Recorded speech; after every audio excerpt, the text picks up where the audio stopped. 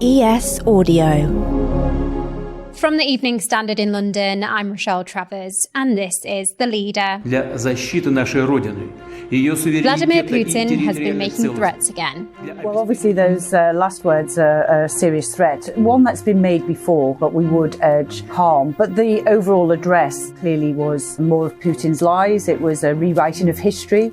And, the Ukrainian people have our unwavering support at this time. Our new Foreign Minister, Gillian Keegan, giving her reaction on BBC Breakfast there. In a speech to the nation, the Russian president said reservists would be called up to fight in Ukraine. He went on to claim that the West had been engaging in nuclear blackmail and Russia has lots of weapons to reply. This comes after the country revealed plans to hold referenda in parts of Ukraine, something which the White House has slammed. These referenda are an affront to the principles of sovereignty and territorial integrity that underpin the international system and lie at the heart of the United Nations Charter. We know that these referenda will be manipulated. We know that Russia will use these sham referenda as a basis to purportedly annex these territories either now or in the future. So what exactly is Putin's next move, and just how worried should we be about these threats?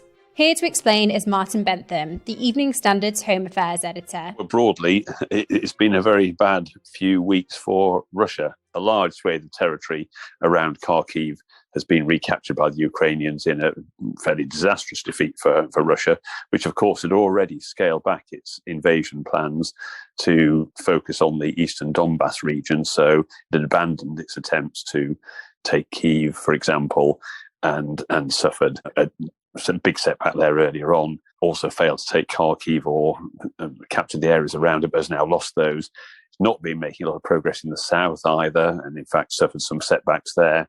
And even in the east, where it's now focusing its efforts, or supposed to be focusing its efforts, it's been struggling there. And there's been a lot of analysis of this as to the reasons for the problems: poor strategy, poor tactics from the Russian leadership, poor morale, disorganization among their troops, and poor supply problems as well. So lots of problems affecting the Russian military operation in Ukraine.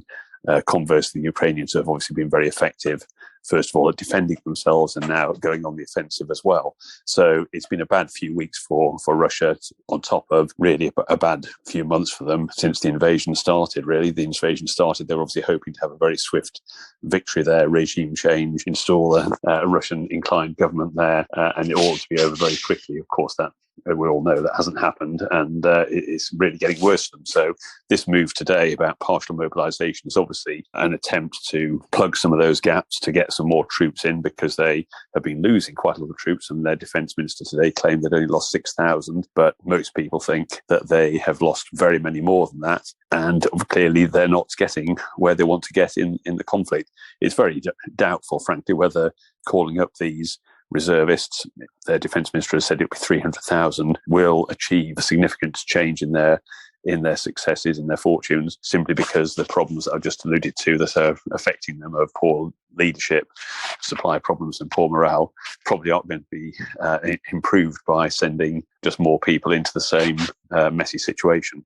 Putin has given an address today. How rare is that for him to do? And what are the key takeaways from this speech? He's given a few speeches, but obviously this was an important one, a very important one. It's the first time they've had a mobilisation since World War II, and clearly they'd been resisting doing any such thing because it's a significant upwards step in what they call their special military operation. Clearly it's a war, but they call it something else, and it just indicates that the scale of it is much greater from the Russian point of view than they've been trying to sell to their public. And then, of course, this fairly overt threat, really, to the West and to the NATO supporters of Ukraine, including ourselves, who've been supplying the Ukrainians with weapons to help them in their fight against the Russians.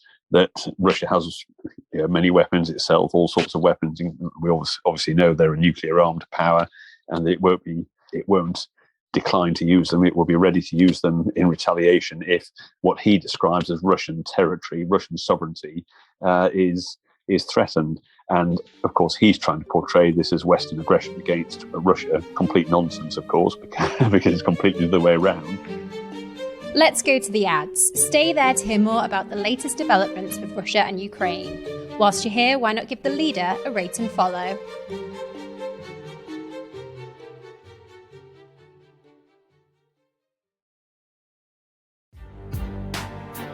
Welcome back. Martin, people will be watching the news today and undoubtedly worried. Just how concerned should we be? Well, I think clearly he's made such noises before, and Russia itself realises that any nuclear conflict would not, any attempt to use nuclear weapons would produce potentially disastrous effects themselves. Hard to say where it would lead and where it would end. So there's a lot of noise that may not be turned into anything substantial, but let's obviously all hope not. But at the same time, when you have somebody who has that potential, has that capacity, a country that has that capacity and is in a difficult situation, clearly it will be unwise to discount that danger altogether. So I think, as people, Mark Rutte, the Dutch Prime Minister, for example, said we should remain calm. Gillian Keegan, our Foreign Minister, here said we should remain calm. Of course we should remain calm, but at the same time, it's an unwelcome and slightly worrying noise that's coming out of Vladimir Putin's mouth. And I think that's the realistic assessment. We can't do anything about the noises he's making and the threats he's making. He's made them before. We just have to hope that, as before, it's a bluff, even though he says it isn't a bluff, and that he will hold back from doing anything stupid. What exactly do we know about Russia's resources? Well, we know it's a nuclear armed country, and it has a large amount of weapons and some very sophisticated weapons. So, of course, it's a substantial military power, and we wouldn't want to get engaged in a conflict with it, clearly. That's obviously always been one of the points that we haven't wanted to cross. That's why there was never a no-fly zone, despite President Zelensky of Ukraine wanting a no-fly zone, for example. The West was very clear they weren't going to police one because, of course, that would have brought us into direct conflict with Russia and brought the risk, the almost certainty of some sort of Russian retaliation if we'd been shooting down Russian planes, breaching a no-fly zone. So clearly, the West is well aware that Russia is a well-armed power. It may not be very good at conducting land operations, so to speak, but it's certainly got the missiles that can cause an awful lot of damage in the West as well as in Ukraine. We've seen what's happened with the shelling that's happened, and clearly there are countries nearby that were well within range of even relatively short-range Russian missiles if they wanted to fire them there, and obviously other countries, including ourselves, that would be within range of other Russian forces if they try to fire things at us. So they definitely have the capacity to inflict damage on other countries, including the major Western powers. It's a question of whether they would actually really want to do such a thing and engage in what would turn into, in essence, a third world war. How has the rest of the world reacted? Well, very negatively, understandably, because clearly people can realise that looking from outside, that in Ukraine itself, the war is only going to lead to more misery for all concerned, really. The poor Ukrainian people are going to suffer more, and the war is going to drag on to a sort of interminable conclusion, really, or no conclusion, potentially, and just drag on, which Russia may be prepared for, but is obviously a terrible prospect for any Ukrainian person. And at the same time, the Russians themselves, their troops are going there, they're dying, people are losing family members that they don't want to lose.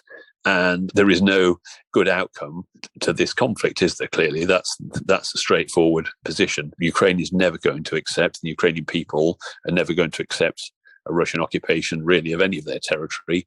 And the Russians are not going to be able to do what they hope to do and take that whole country. That seems very clear now. So at the moment, you just face, the longer it goes on, with an increasing stalemate, or possibly potentially further reverses for the Russians. Whether the Ukrainians could drive them out altogether is probably more questionable. But prolonged conflict would be needed to achieve that, almost certainly, and with considerable loss of life as a result, and all the associated misery that goes with that. So world leaders, understandably, would rather that Vladimir Putin was recognising the folly of what he's engaged on and pull back and abandon it. But of course, he himself will realise that would be humiliation for him, and probably is very, very reluctant to do such a thing, even if there was some talk from a meeting he had recently with Turkey's President Erdogan, from President Erdogan himself, saying that he thought Mr. Putin was looking for a way to settle this conflict and so on. So there were some vaguely optimistic noises a day or two ago from that side, but this actually goes in the other direction and suggests that Vladimir Putin is wanting to press on with his conflict, press on with his war. As I said, the Western reaction has clearly been very condemnatory, first of all, because of the Ukraine thing, and also, of course, because of the threat to Western powers and the absolutely cataclysmic damage that any possibility of a nuclear attack anywhere else would inflict. And that's it from The Leader. This podcast is back tomorrow at 4 p.m.